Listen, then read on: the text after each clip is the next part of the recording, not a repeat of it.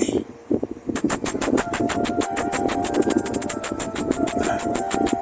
I promise this.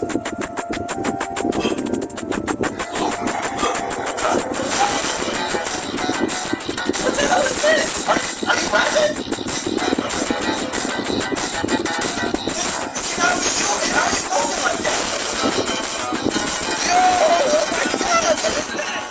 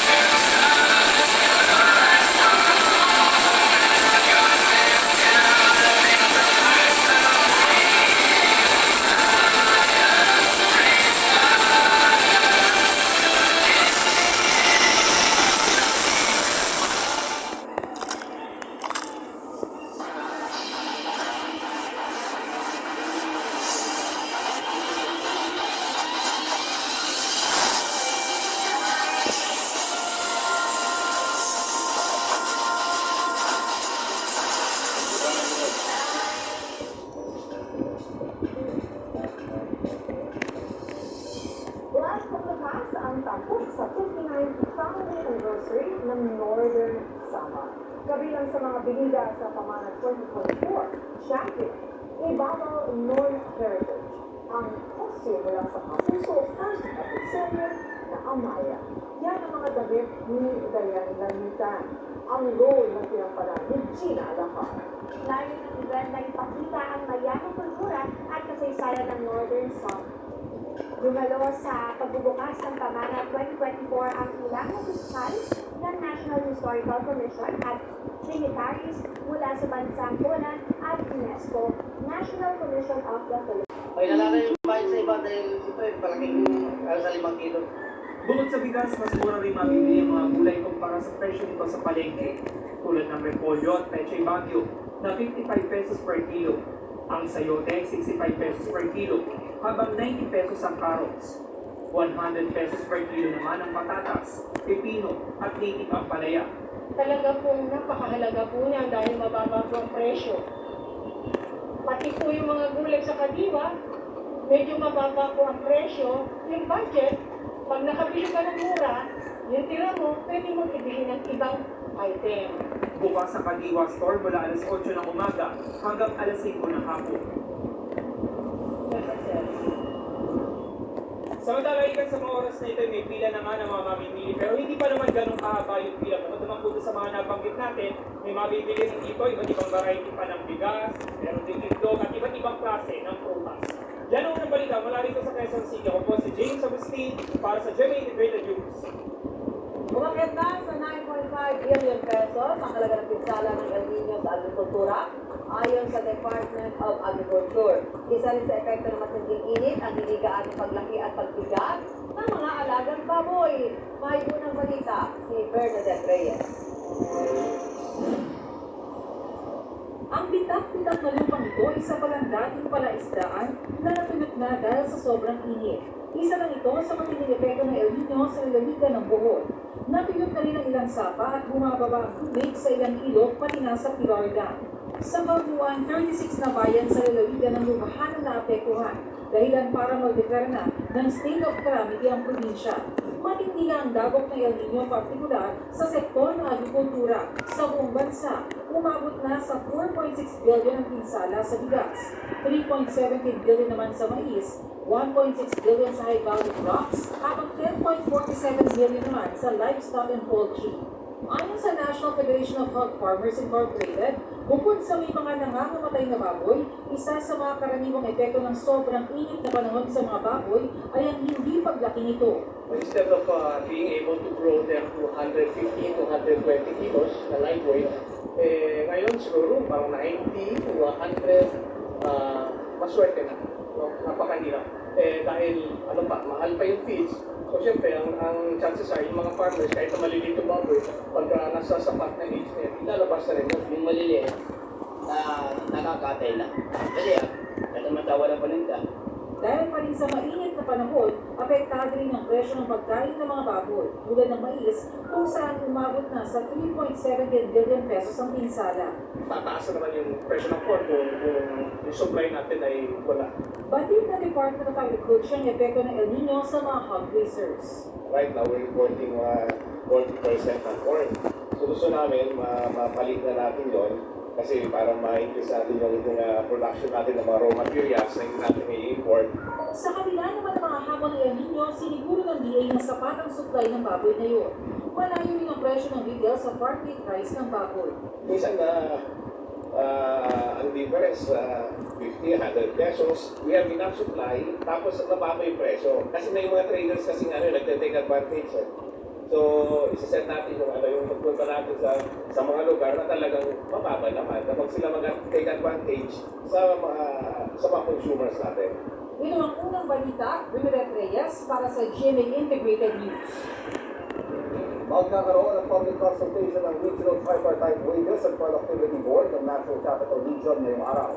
Sabi ng Department of Labor and Employment, nakakausapin ng Wage Board ang mga representatives ng labor sector sa authority. Sa susunod na pandinig ng Senado, pinaimbitahan ng tatay ng alkalde. May unang balita si Ma'am Gonzales. Sa unang pagharap Mayor Alice Go ng Bamban-Bayak sa Senado kung saan inungkat ang mga tanong tungkol sa kanyang pagkakakilanlan. Ang tatay niyo po ba ay Chinese, Filipino, o Filipino-Chinese? Final answer please dahil itong lahat ng tatlong sagot ay nasabi niyo na. Nauwi ang mga tanong sa pag-ungkat sa nationality ng amigo na si Angelito Go. Ang tatay ko po ay Chinese at hindi po ako yung nag-prepare po ng birth certificate ko po. Gayon din sa mga sinasabi kapatid ni Go. Ang sabi kasi dati ni Go, iniwan siya ng kanyang ina pagkaliwal pa lang sa kanya. Pero sa pag-uwi, may ipinakitang birth certificates ng dalawang kaapelyido niya at pareho ang mga magulang na nakadeklara. Natanong ko rin po sa tatay ko po, after po ng last Senate hearing po, tinanong ko po sa kanya kung kapatid ko po ba yung dalawa, and he said yes po. Sa pag-uungkat ng Tiberos, lumabas na hindi totoo ngayon lang niya nalaman na may mga kapatid siya dahil may mga negosyo sila at madalas pang mag-travel. Bakit mo kailangan magsinungaling sa bagay na napakadali na? Your Honor, nakaraan po ng Senate hearing, kaya po lahat na lang po naging sagot ko po is I don't know, hindi ko po alam. Dahil ayaw ko po madamay pa po ang ibang tao. Pribadong tao po yung mga ibang tao po na babanggit. At paano raw masasabi iniwan si Go pagkapanganak pa lang dahil may nakababata siyang kapatid. Your birth certificate is riddled with holes. Pati po yung citizenship nyo ay riddled with holes. Kung hindi kayo ang sinungaling, ibig sabihin yung tatay mo ang nagsinungaling. Sa birth certificate ni Go, nakasal ang mga magulang niya. Paano maging kasambahay yung nanay mo kung sila ay kasal ni papa mo? Maliban na lang kung si papa mo ay nagsisinungaling with sa birth certificate, and what is the reason why would he lie? Hindi po namin pinag-uusapan po sa bahay. Medyo sensitive. Kung saan nakatayo ang niraid na pogo sa Bamban. Hingit ni Go, walang pera pinibigay ang pogo sa kanyang kampanya sa pagka-mayor. Nagbibigay rin daw ng pera sa kanya ang tatay niya, kaya nakabili siya ng dump truck at helicopter at nakapagnegosyo. Kano binibigay sa tatay mo? Ah, Ano binibigay? yung tatay mo sa'yo? Opo, nagbibigay po siya sa akin. Umpisa po, 14 years old po ako. Every now and then po, nagbibigay po siya sa akin. Magkano Pero, binibigay sa'yo?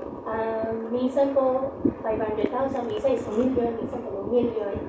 Hindi rin daw totoo ang lumabas sa social media na siya ang may-ari ng Porsche 33 million peso McLaren 620R na nanalo sa isang car show. Tinanong din si Go tungkol sa umano'y karelasyon niyang may kaugnayan sa Pogo sa Bamba. Opo. Dahil mayroon akong testigo na makakapagpatunay na yung karelasyon ay nagmamanage at nagmamanage ng negosyo Pogo sa lugar. Opo. Kahit maraming itinama at nilinaw sa kanyang paghaharap sa Senado, giit ng kampo ni Go at sasabi siya ng totoo. The burden of proof transfers to the accuser. Napatunayan nila na peke yung mga hawak namin dokumento. Yung kanyang birth certificate, yung kanyang passport, ilang beses na po yun na-renew. Ako po isang Pilipino at lalong-lalo na po kung mapustay. Marami raw gustong malaman ang mga senador sa ama ni Go na pinaiimbitahan sa susunod na pagdinig na gagawin ng close door. Ito ang unang balita. Matt Gonzalez para sa GMA Integrated News. Lusot na sa Kamara ang absolute divorce bill. Pasado rin kaya yan sa ating mga kababayan? Alamin sa unang balita live ni Jacob. Jerry.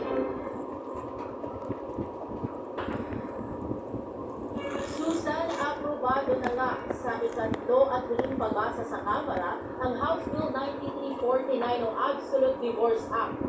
At alamin natin kung ano ang say ng mga Pinoy sa panukala. Pwede na mag-divorce. 20 naman ang nag-abstain. Ayon kay Albay 1st District Representative Edson.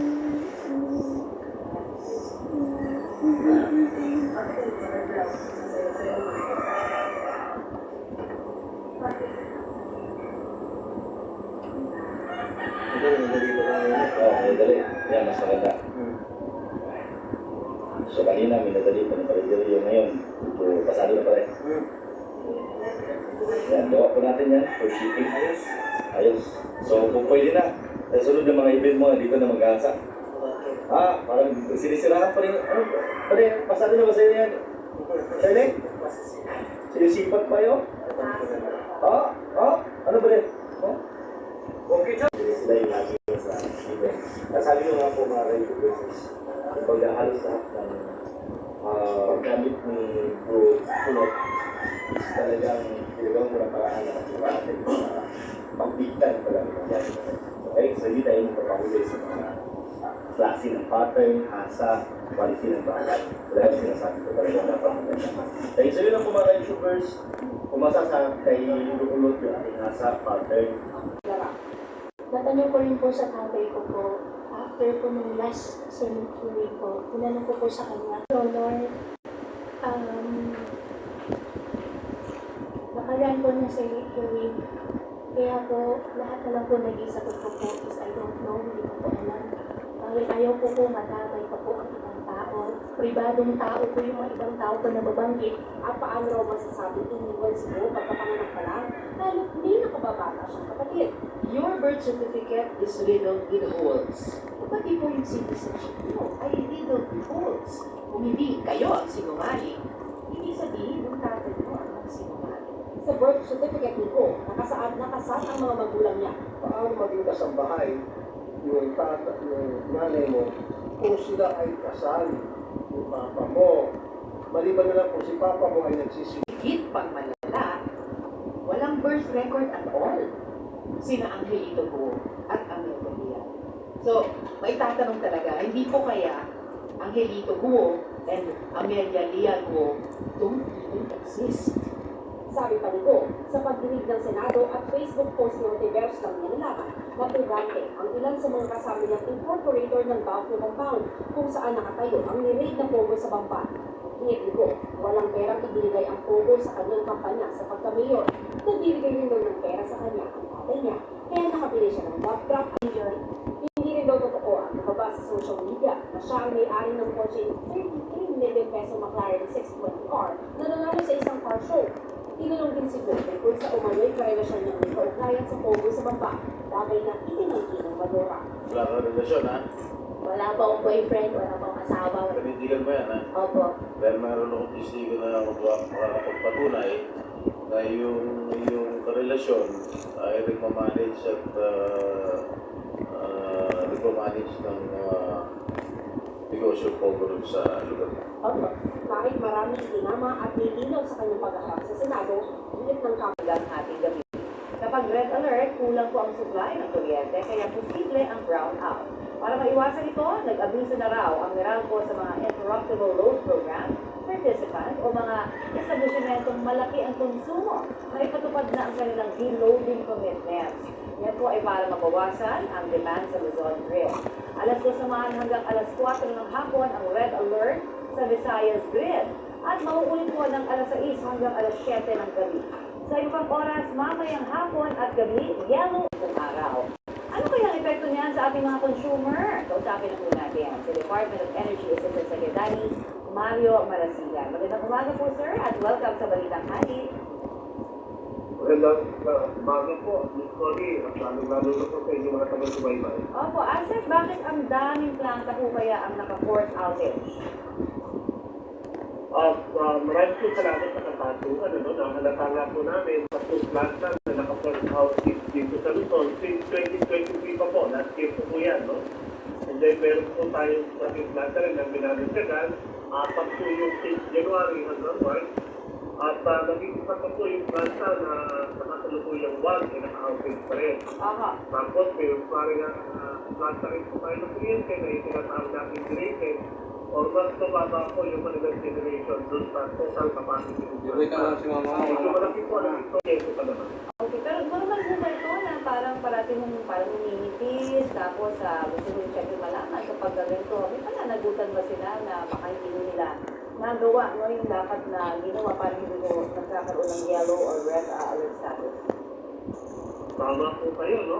Sa lahat po ng mga planta natin, meron po pala yung resultan yung kanilang mga operator. Kung hindi na po sila compliant doon po sa mga threshold or standard, nakikinig po ng ating energy regulatory. So kung ito po ay tumobra na din sa nakatakda sa kanila, ito po ay magkakaroon po ng deliberation ng ERP at maaari po itong magtitulpa ng penalty on the side po ng ating mga proponent. Alright, sir. Marami pong salamat sa inyo pong oras na binigay. Department of Energy Assistant Secretary Mario Marasigan. Aminin, nakaranas na ba kayo?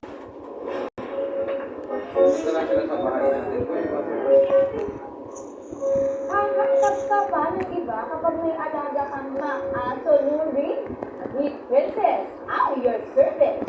Dami sa asbabapatagan, G ang putusa. Ayan, kwento po ng taga-firma na si Faith na 3 si princess ng kanyang sister na dating owner ng aso. Eto lang ang trick, siguraduhin may dog treat na kakainin ng asong baso molir. Hero ng netizens, buti pa raw ang aso, walang angal. Kesa sa mga kapatid nila na una pa Next week. Ayan. So, din. Asa.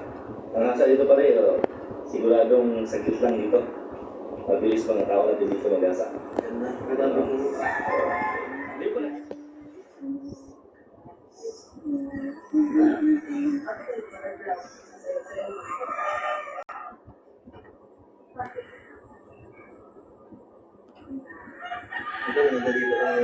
Madali. Yan, mas maganda. So kanina, minadali pa ng paligari yung ngayon. So, pasado na pala. Yan, gawa po natin yan for shipping. Ayos. So, kung pwede na, sa sunod ng mga event mo, dito na mag-aasa. Parang sinisirahan pa rin. Pwede, pasado na ba sa'yo yan? Pwede? Sinisipat pa yun?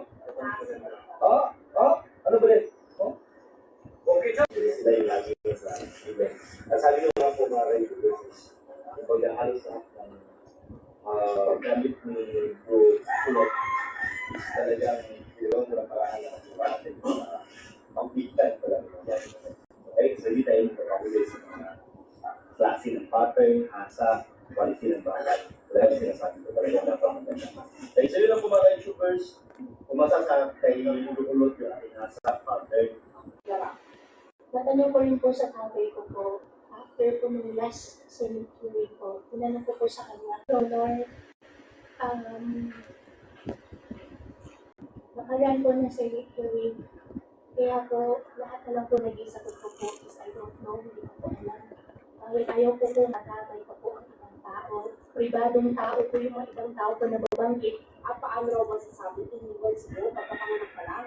Lalo hindi nakababata siyang kapatid. Your birth certificate is riddled with holes. Pati po yung citizenship nyo ay riddled with holes. Kung hindi kayo ang sinungaling, hindi sabihin yung tatay mo ang sinungaling. Sa birth certificate nito, nakasaan ang mga magulang niya. Paano maging kasambahay yung nanay mo kung sila ay kasal, yung papa mo. Maliban na lang kung si papa mo ay nagsisimula. Higit pang malala, walang birth record at all. Sina Angelito po at Amelia Lian. So, may tatanong talaga, hindi po kaya Angelito Guo and Amelia Lian Guo don't even exist.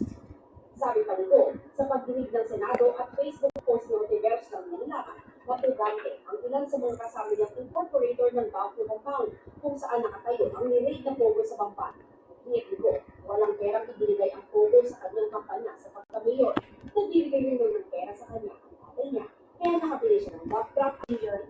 Hindi rin daw totoo ang nakabasa sa social media na siya ang may-ari ng kotse ng 33 million peso McLaren 620 car na nanalo sa isang car show. Tinanong din si Goldberg kung sa umano'y karelasyon niyang may kaugnayan sa pogo sa Bamba, bagay na itinangki ng Madura. Sa relasyon, ha?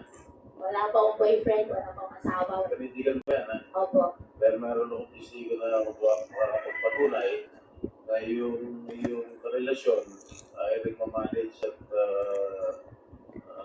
nagmamanage ng negosyo pogo sa lugar. Opo, kahit maraming itinama at nilinaw sa kanyang pag-aarap sa Senado, hilit ng Kapilang ating gabi.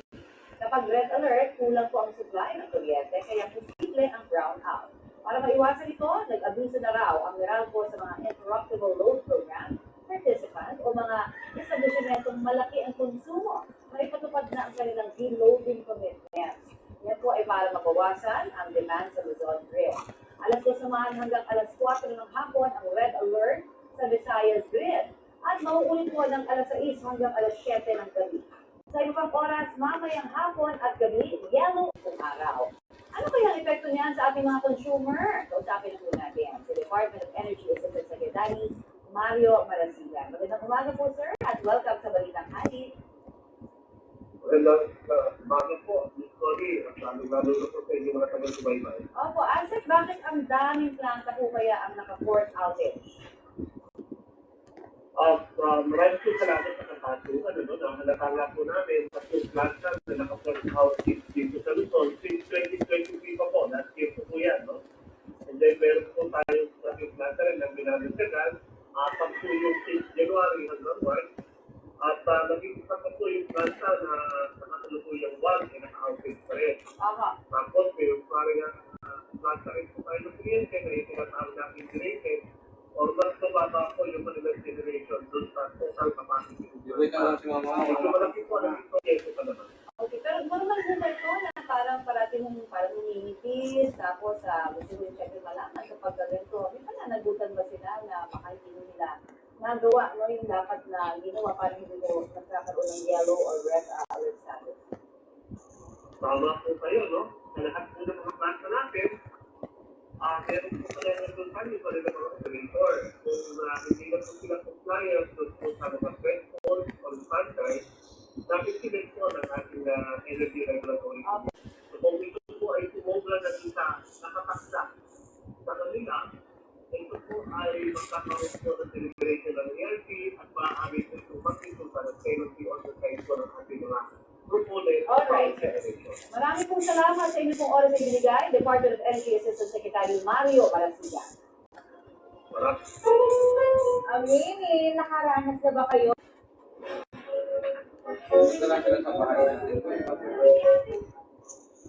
Ang kapag ng iba kapag may alaga kang aso, Nuri, with Princess, your service. Gamit ka at baba pa sa hagdan, hindi mo siyang putusan. Ayan, kwento po ng kanyang fur mom na si Faith, na 3 si Princess ng kanyang sister na dating owner ng aso. Kaya ito lang ang trick, siguro may dog treat na kakainin ng asong masunurin.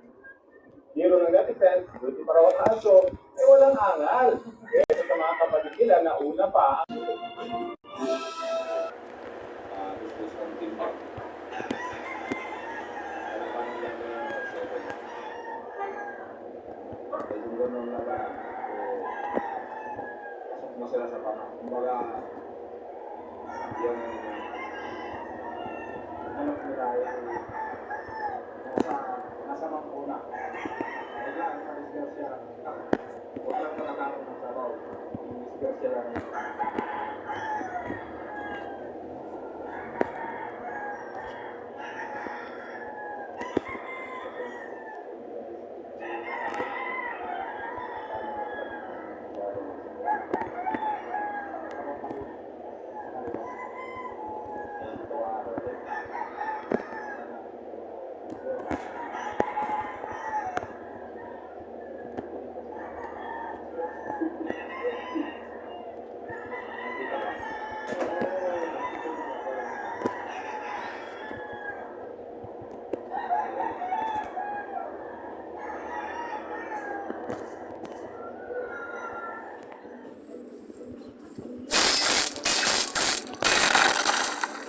Sayang na. Hatakin ko rin naman. Sarap tayo sa sayo.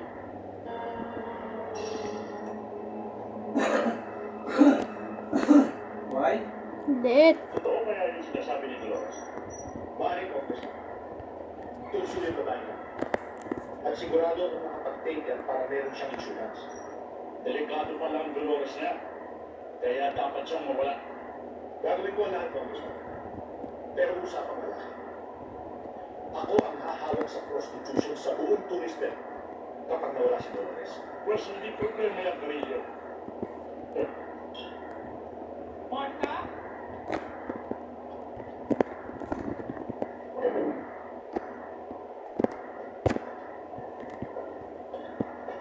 Ba't sinalang pinto? Wala. Sandali na.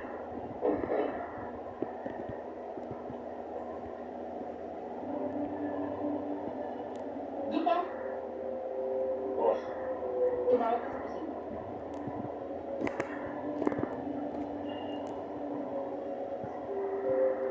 Sino yung pinatulong niyo? Eh, di sino ka? Isang standby dyan na mahilig magbantay dito sa mga alaga natin.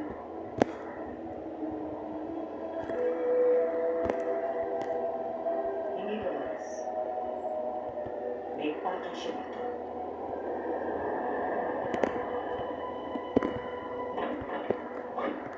tatakwa. Boss, wala akong ginagawa. Teka mo na! Ano ba? Pinagmayaan mo ako! Teka na! Ano ba? Wala naman ako kasalanan na!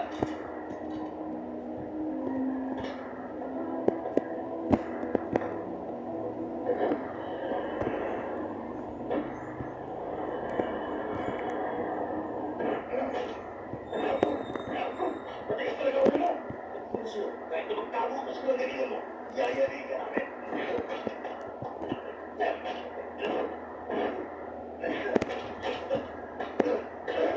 Tama na ha! Hindi na lang titis ito! Lumapit ka, kakalusin na kita! Ano kakalusin mo ako? Ano ko bigas?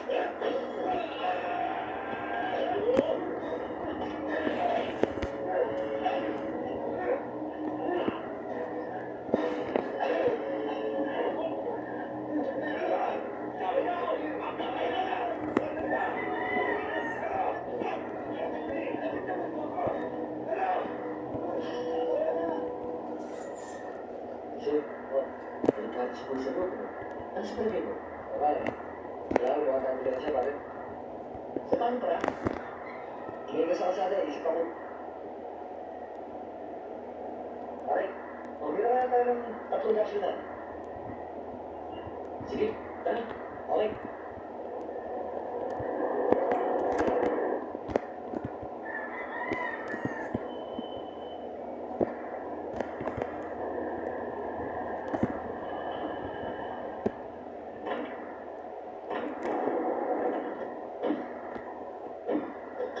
Hoy, Pedro! Pedro, Nestor ang pangalan ko. Hindi.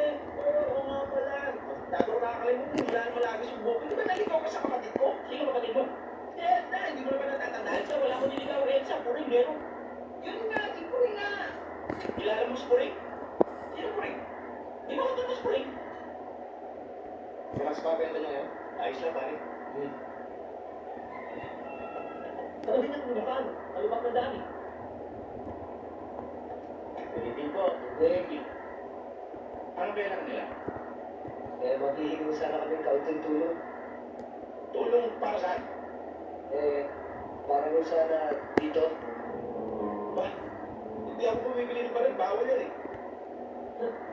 Uy! Isay! Kero! Ano? Bumukas ka ulit ito!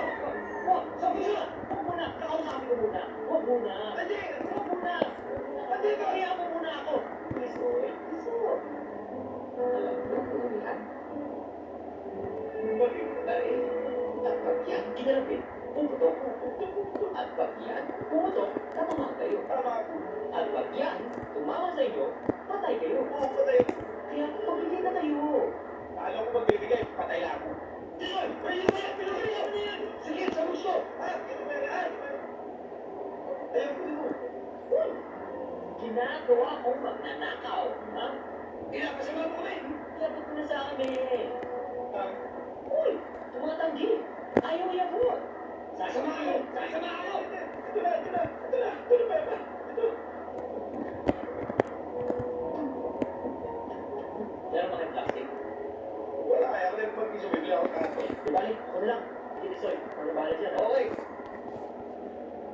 Huwag kang aalis dyan. Bilang ka mula isa, natulang po. Bago ang alis. Naintindihan mo ko, ha? Malinaw? Malinaw! Isa. O ano, na? Kahit yun. Wait na ako manager nyo. O sige boss, maraming salamat ka. Maraming dito sa pagkakaroon po! Pedro! Ako, ikaw! Ako hindi Pedro pangalan ko, Nestor. Wala akong pakialam dyan! Ano mo yun? Sino? Si Puring? Hindi, Zelda! Ano po rin Zelda? Wala akong pakialam kahit sino yung ginakawan na ng retakto! Oo?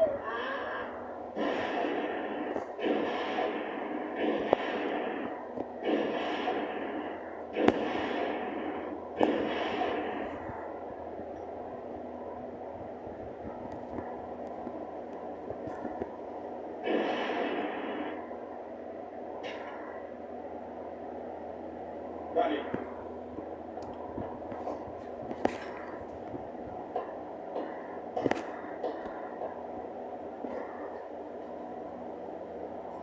May kailangan kayo? Meron lang. Gusto kong hawakan mo tulis na tayo. Aba, Ay na! malaking binigay siya yan. Talaga. Basta ikaw.